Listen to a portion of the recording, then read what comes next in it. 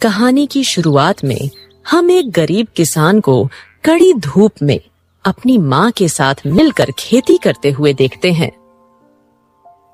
माँ, ओ माँ, मैंने तुझे कितनी बार कहा है, तू खेत मत आया कर, घर में आराम किया कर, तेरी तबीयत ठीक नहीं रहती है।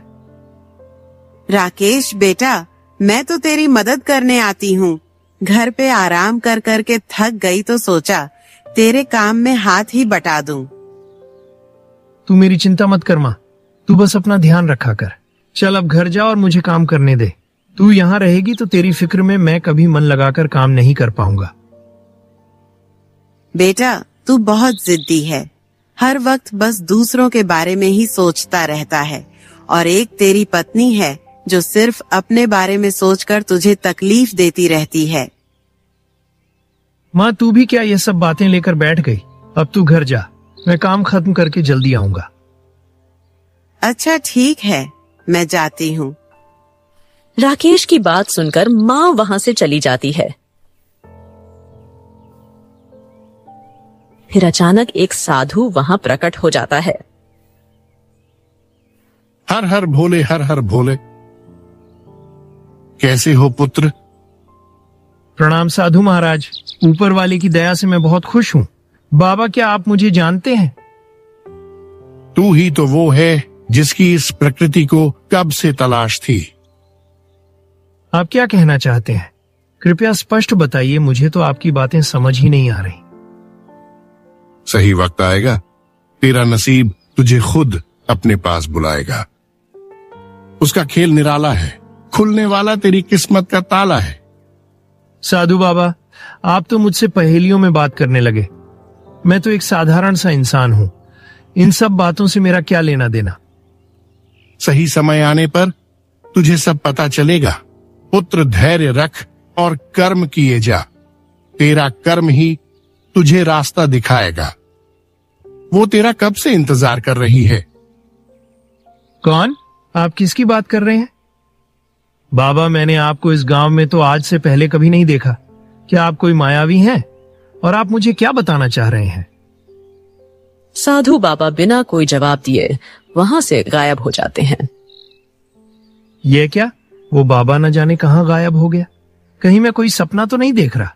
ऐसी विचित्र घटना मेरे साथ ही क्यों घटित हुई? हे भगवान, आखिर तू क्या चाहता है?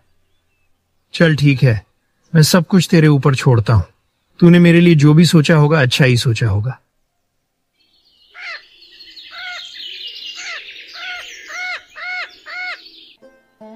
फिर राकेश जमींदार के घर मजदूरी मांगने जाता है।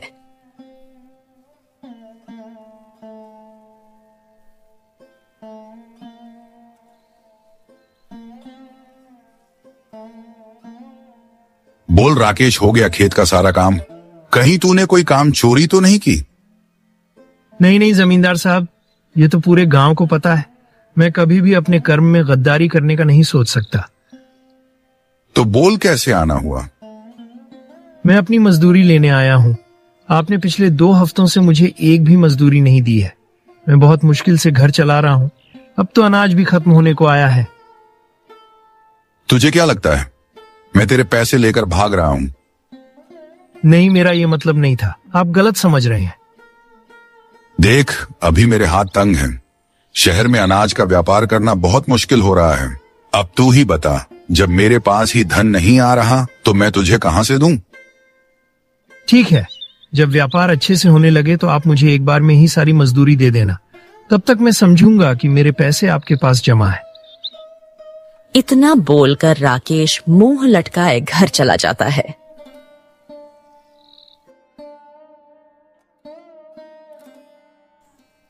जहां उसकी पत्नी सुनीता उसे ताने मार के कहती है, आ गए घर, आज भी खाली हाथ ही लौटे हो।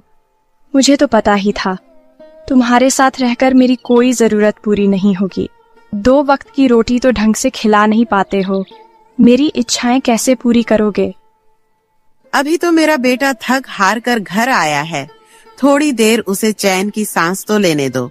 उसके घर आते ही तुम शुरू हो गई। माँ जी, आप बीच में मत बोलिए। ये हम पति पत्नी के बीच की बात है। वैसे भी मैंने कुछ गलत नहीं कहा। आपका बेटा बिल्कुल निकम्मा है, बस समाज सेवा में लगा रहता है और अपने घर में अंधेरा करता है। थोड़ी तो लिहाज कर लो बहू, वो तुम्हारा पति है, तुम्हें तो उसकी इज्जत करनी चाहिए।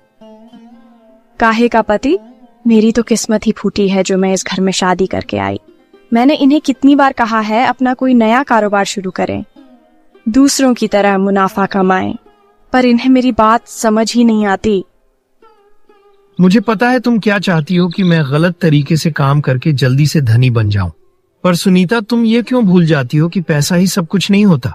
गलत तरीके से कमाया हुआ पैसा काला धन होता है, वहां लक्ष्मी वास नहीं करती।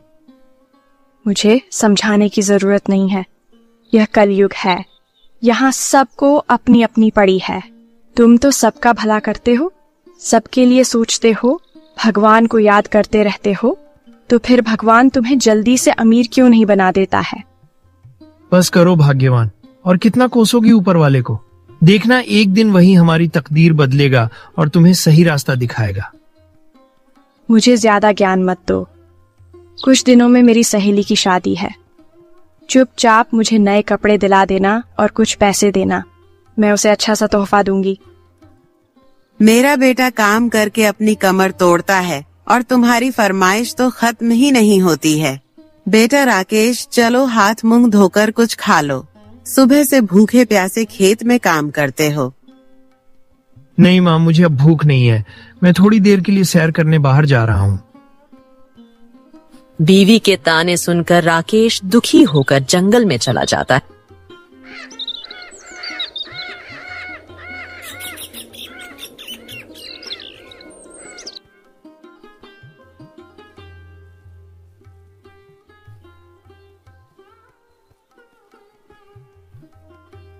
और एक पेड़ के नीचे बैठकर रोने लगता है।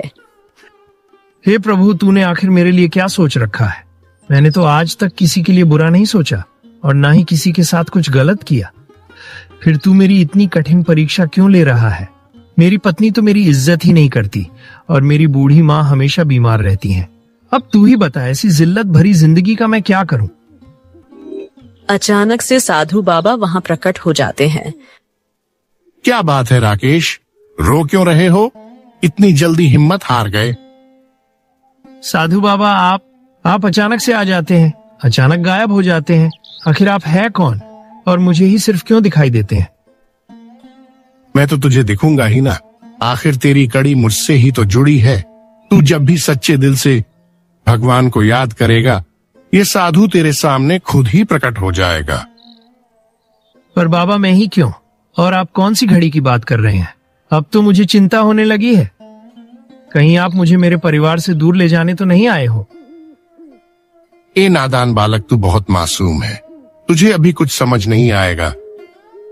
अरे हर गुजरता हुआ पल तुझे उस राज के करीब ले जा रहा है जो न जाने कितने सालों से कैद है।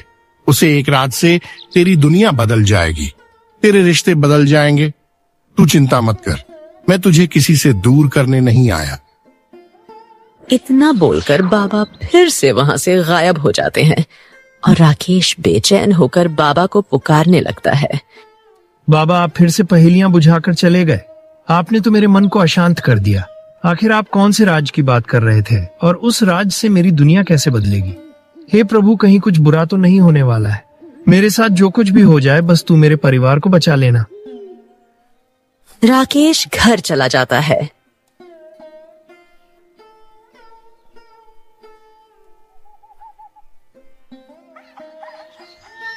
अगली सुबह होते ही उसकी माँ की तबीयत बहुत खराब हो जाती है।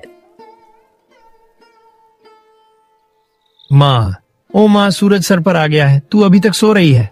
पहले तू कभी इतनी देर तक नहीं सोई, अब उठ भी जा माँ। हे भगवान, माँ का शरीर तो तेज बुखार से तप रहा है। अरे सुनीता, जल्दी आओ।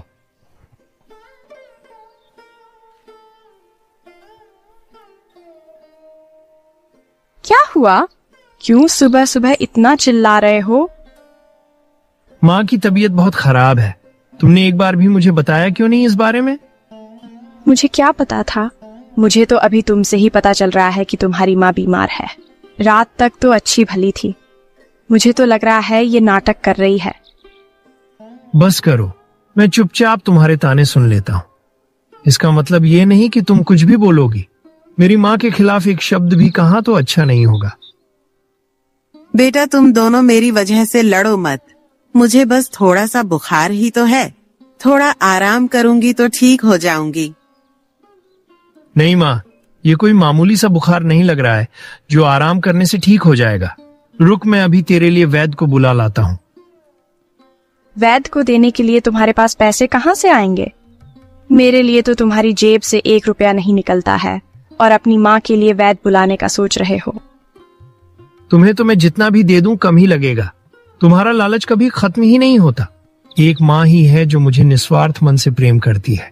मैं माँ को बचाने के लिए कहीं से भी पैसे ले आऊंगा।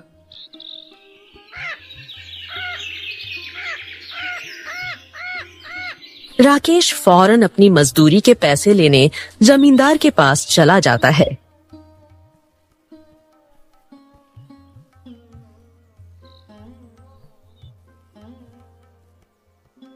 जमींदार साहब, मुझे पैसों की बहुत जरूरत है। मेरी माँ बहुत बीमार है। समय रहते वैद्य को नहीं दिखाया तो उनकी जान को भी खतरा हो सकता है। तुम गरीबों का यही रोना है। कल मैंने पैसों के लिए थोड़ा रुकने को क्या कहा? तुम तो आज अपनी माँ का रोना लेकर चले आए। बस कैसे भी करके पैसे चाहिए ना तुम्हें, इसीलिए इतना नाटक कर रहे हो। नहीं नहीं, ऐसा ना कहिए। मैं कोई नाटक नहीं कर रहा हूँ। सच में मेरी माँ की हालत सही नहीं है और मैं आपसे उधार नहीं मांग रहा। मैं तो बस अपनी मजदूरी मांग रहा हूँ। तेरी जुबान बड़ी लंबी हो गई है। तेरी हिम्मत इतनी बढ़ गई कि तू मुझसे हिसाब किताब की बातें कर रहा है। तेरी माँ बीमार है तो इसमें मैं क्या करूं? मैंने कहा था ना, अभी मेरे पास पैसे नहीं है। रहम कीजिए जमींदार साहब, मैं बहुत मजबूरी में आपके पास आया हूँ। मैं आपके पैर पड़ता हूँ, कुछ पैसे देकर मेरी मदद कर दीजिए। दूर हो जा मुझसे। मैंने जो कह दिया सो कह दिया। जब मेरे पास है ही नहीं तो मैं तुझे कहां से दूं? मेरे आगे गिड़गिड़ाकर अपना समय मत बर्बाद कर। जाकर अपनी माँ की सेवा कर। क्या पता बुढ़िया कब दम तोड़ दे। जमींदार, आज तूने बदतमीजी की सारी हदें पार कर दी हैं। तुझे तेरी अमीरी का बहुत घमंड हो गया है। बड़े बूढ़ों का लिहाज करना भूल गया है। मैं अब तेरे जैसे छोटे दिल के आदमी के साथ काम नहीं करूंगा। तुम मत कर, मेरे पास मजदूरों की कमी नहीं है। मुझसे दुश्मनी करके तू अपने पैर पर खुद ही कुल्हाड़ी मार रहा है। अब तो तेरे पैसे मिलने से रहे। नहीं चाहिए तेरे पैसे। तू जिस पैसे पे इतना उछल रहा है ना, एक दिन वो पैसे भी तेरे काम नहीं आएंगे। एक गरीब की हाय लगेगी तुझे। बहुत बोल रहा है तू आज। तुझे तो धक्के मार के निकालूंगा। हरिया, इस राकेश को मेरी नजरों से दूर कर दो। इस मनहूस को देखकर मेरा दिन खराब हो गया।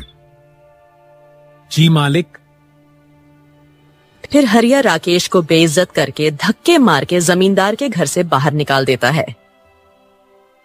राकेश मदद की भीख मांगने पूरे गांव में भटकता है, पर कोई उसकी मदद नहीं करता।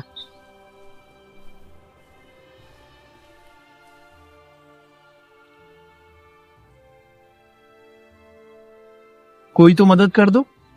अब मैं कैसे अपनी मां को बचाऊंगा? सारे रास्ते बंद हो गए हैं। मैं तो खुद को बहुत लाचार महसूस करने लगा हूं। भगवान, ऐसी जिंदगी देने से अच्छा तो तू मुझे मार दे। मैं तो अपनों के भी किसी काम नहीं आ पा रहा हूं।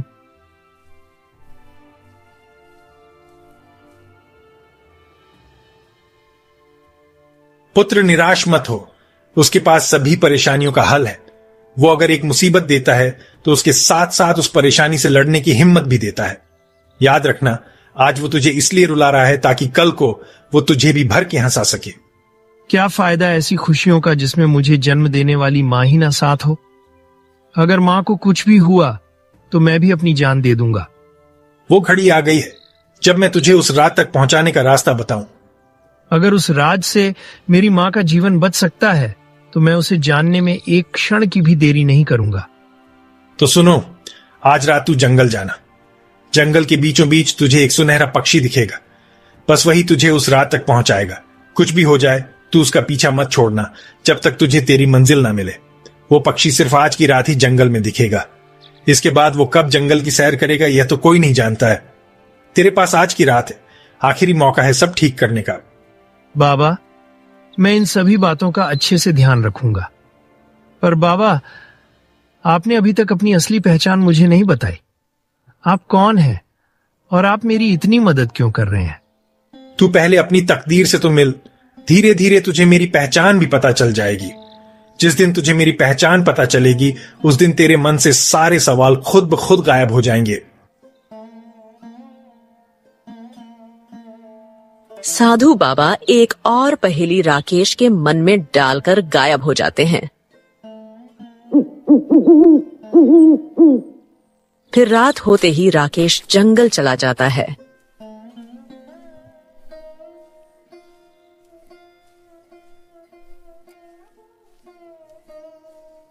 जहां उसे एक सुनहरे पंखों वाला खूबसूरत सा पक्षी दिखता है।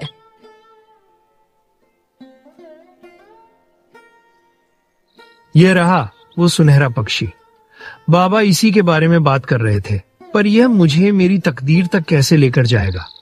राकेश खड़ा होकर यह सब सोच ही रहा होता है। तभी वो पक्षी आसमान में उड़ने लगता है। ओ सुनहरे पक्षी, रुक जा। कहाँ भाग रहा है? मैं तुझे कोई नुकसान पहुंचाने नहीं आया हूँ, रुक जा। आज मैं किसी भी हाल में तुझे खुद की नजरों से दूर जाने नहीं दे सकता हूँ। राकेश परेशान होकर उस पक्षी के पीछे पीछे दौड़ रहा था। वो पक्षी एक अजीब सी दिखने वाली गुफा के बाहर जाकर रुक जाता है और कहता है,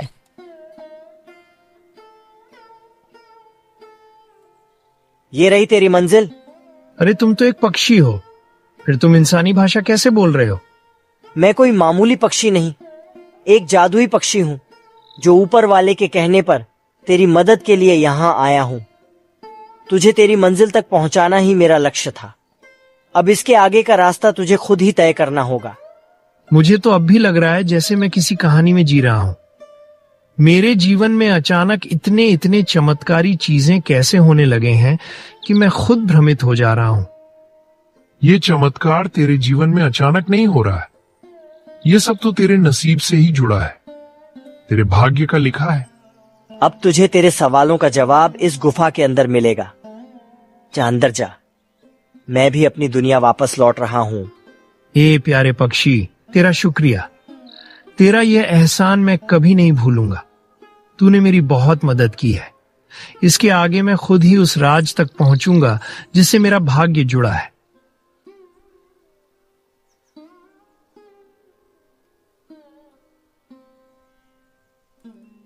पक्षी के उड़ते ही राकेश गुफा के अंदर चला जाता है।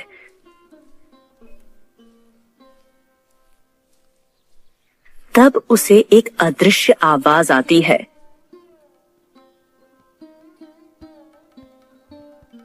आओ राकेश, मुझे तेरा ही इंतजार था। तूने वापस यहाँ आने में काफी देर कर दी। वापस? पर मैं तो यहाँ पहली बार आया हूँ। यह अदृश्य आवाज मैं नहीं जानता आप कौन हैं। इस गुफा के पीछे का रहस्य क्या है? मुझे तो एक साधु बाबा ने इस गुफा के बारे में बताया और कहा कि मुझे यहाँ मेरी किस्मत से जुड़ा राज पता चलेगा। मैं सब जानता हूँ और तुझे याद नहीं है, पर तू यहाँ पहली बार नहीं आ रहा है। आज सदियों बाद मैं फिर से तुझे देखकर बहुत खुश हो रहा हूँ। ये अदृश्य आवाज, कृपया मेरा मार्गदर्शन करें, मुझे रहस्य बताएं। राकेश अपने सवालों का जवाब पूछ ही रहा था, उतने में एक तेज रोशनी राकेश को अपनी ओर खींच लेती है।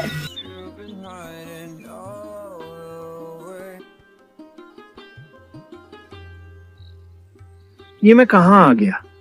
ये तो बहुत सुंदर फूलों का बगीचा लग रहा है, पर मैं तो उस गुफा में था। अचानक यहाँ कैसे आ गया? ये बगीचा देखकर तुझे कुछ याद नहीं आ रहा?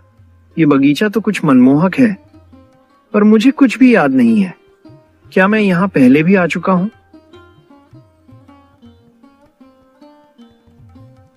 यह एक जादुई दुनिया है। इस दुनिया का रास्ता उस गुफा से होकर गुजरता है। इस बगीचे में एक फूल तोड़कर अपनी माँ को उसका रस पिला देना, वो पूरी तरह से ठीक हो जाएगी। केवल एक फूल के रस से मेरी माँ की बीमारी ठीक हो जाएगी। यहाँ के फूल तो सच में चमत्कारी हैं। अब जल्दी जा, थोड़ी सी देरी भी तेरी माँ की तकलीफ बढ़ा सकती है। ये अदृश्य आवाज, तूने तो मुझे वो राज नहीं बताया जिससे मेरा जीवन जुड़ा हुआ है। वो रहस्य जानने का सही समय नहीं आया है। अभी तुझे बहुत कुछ याद आना बाकी है। उसके बाद ही तू रहस्य का खुलासा कर सकेगा। पूर्णिमा की रात जब आसमान में पूरा चांद हो, तब तू इसी वक्त गुफा में आ जाना। उस दिन तुझे सारे राज पता चल जाएंगे। अब जा और अपनी मां की जान बचा।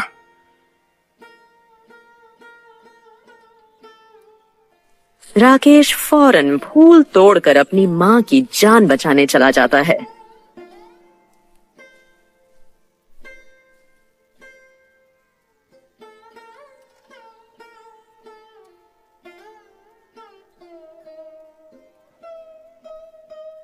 उस फूल का रस पीकर मां तुरंत ठीक हो जाती है।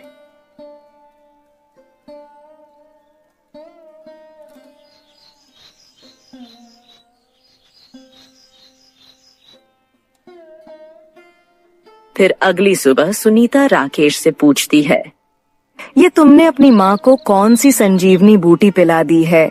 जो कल रात तक ठीक से खड़ी भी नहीं हो पा रही थी, वो आज उछल कूद करते हुए गांव भर में घूम रही है। कोई चमत्कारी चीज हाथ लगी है क्या? नहीं नहीं सुनीता, ये सब तो मेरे प्रभु की लीला है। मैंने उनसे मदद मांगी और उन्होंने कर दी। इसलिए बोलता हूँ कि संसार की मोह माया कम करो और ऊपर वाले को याद करते रहो। जरूर तुम मुझसे कुछ छुपा रहे हो। राकेश सुनीता के सवालों से बचने के लिए घर के बाहर चला जाता है। तब सुनीता मन में सोचती है, राकेश के हाथ में कुछ तो अनोखी चीज लगी है। एक रात में किसी को ऐसे ठीक करना जैसे उसे कभी कुछ हुआ ही ना हो, मुमकिन नहीं है। वो चाहे मुझसे कितना भी छुपा ले, मैं सच जानकर ही रहूंगी।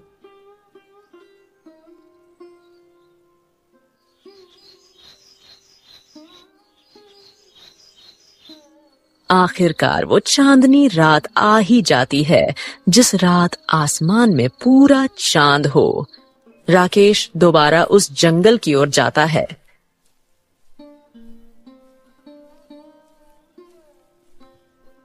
तभी अचानक उसके जंगल पहुंचते ही बादल जोर जोर से गरजने लगते हैं।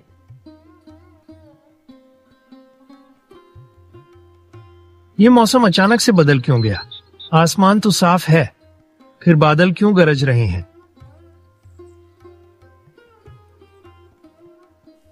राकेश गुफा की ओर जाने लगता है।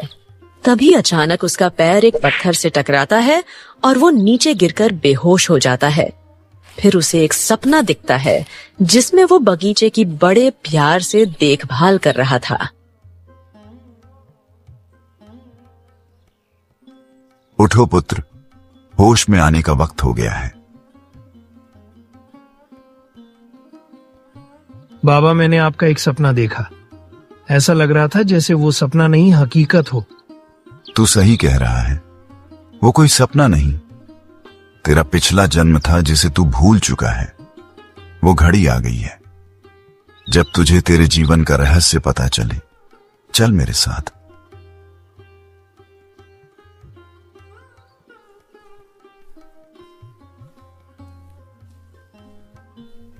फिर वो दोनों उस जादुई गुफा में पहुंच जाते हैं जहां वो बगीचा था। इन फूलों को छूकर देख, तुझे क्या महसूस हो रहा है? बाबा, इन्हें छूकर तो मुझे अपनेपन का एहसास हो रहा है, मानो जैसे मैंने बड़े प्यार से इन्हें यहां खिलाया है। तुम सही कह रहे हो। यह बगीचा, ये जादुई फूल तेरे ही हैं। तूने उन्हें दूसरों की भलाई के लिए अपने पिछले जन्म में खिलाया था। पिछला जन्म? हां, पिछले जन्म में तू जादुई दुनिया का एक महान जादूगर था जो सिर्फ दूसरों का ही सोचता था। तूने बीमारी के इलाज के लिए फूलों के रूप में ये खास औषधियां बनाई थी।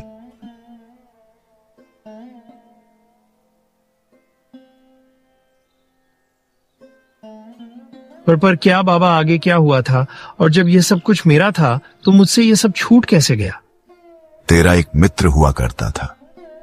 कहने को तो वो तेरा घनिष्ठ मित्र था, पर वो तेरी कामयाबी और तेरे प्रति लोगों का प्यार देखकर बहुत जला करता था। तेरे रहते उसे महान जादूगर का खिताब ना मिल सका। बाबा, उसके बाद क्या हुआ? एक दिन उसने जलन के मारे धोखे से तेरी जान ले ली और तेरा यह बगीचा खून के आंसू रोने लगा। तब से इस गुफा को तेरा ही इंतजार था। मेरे मरने के बाद मेरे मित्र का क्या हुआ? क्या उसे वो मिला जो वो चाहता था? यह भी तुझे पता चल जाएगा एक दिन।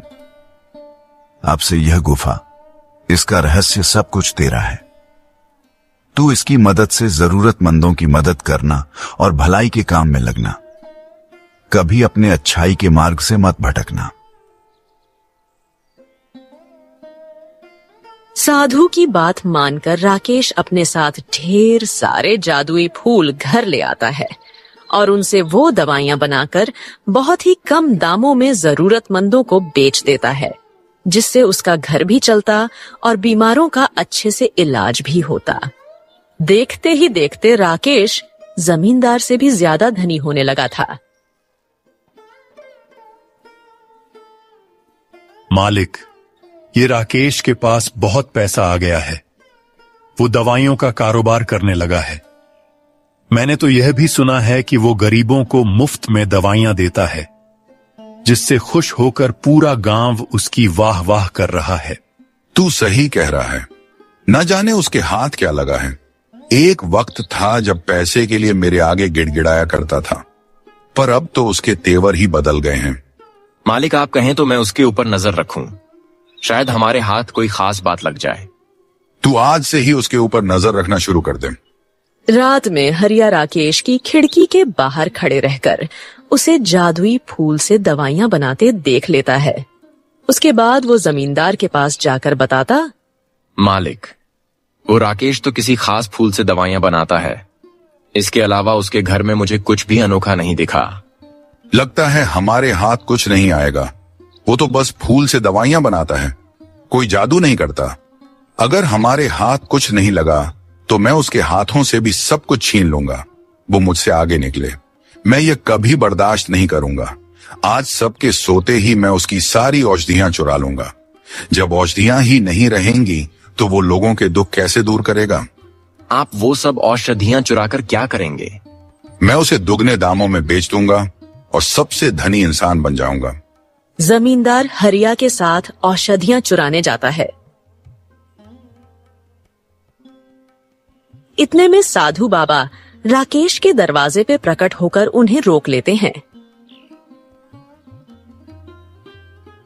मुझे पता था जमींदार, तू अपना लालच से भरा दिमाग गलत काम करने में जरूर लगाएगा। तू कौन है और मेरे रास्ते में क्या कर रहा है? जा यहां से, नहीं तो तेरी उम्र का लिहाज नहीं करूंगा। जो गलती मैंने पहले की वो गलती दोबारा नहीं करूंगा। पिछले जन्म में राकेश ने मेरी वजह से अपना हक खो दिया था, पर इस जन्म में मैं उसके साथ कुछ भी गलत नहीं होने दूंगा। मुझे डराने की कोशिश मत कर।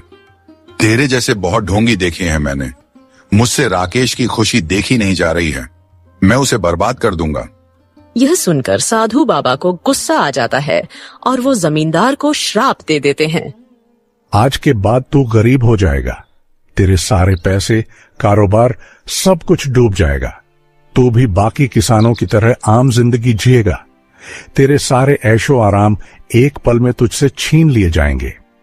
श्राप मिलते ही हरिया और जमींदार वहीं जलकर राख हो जाते हैं और फिर राकेश खुशी खुशी अपने माँ और पत्नी के साथ रहने लगता है।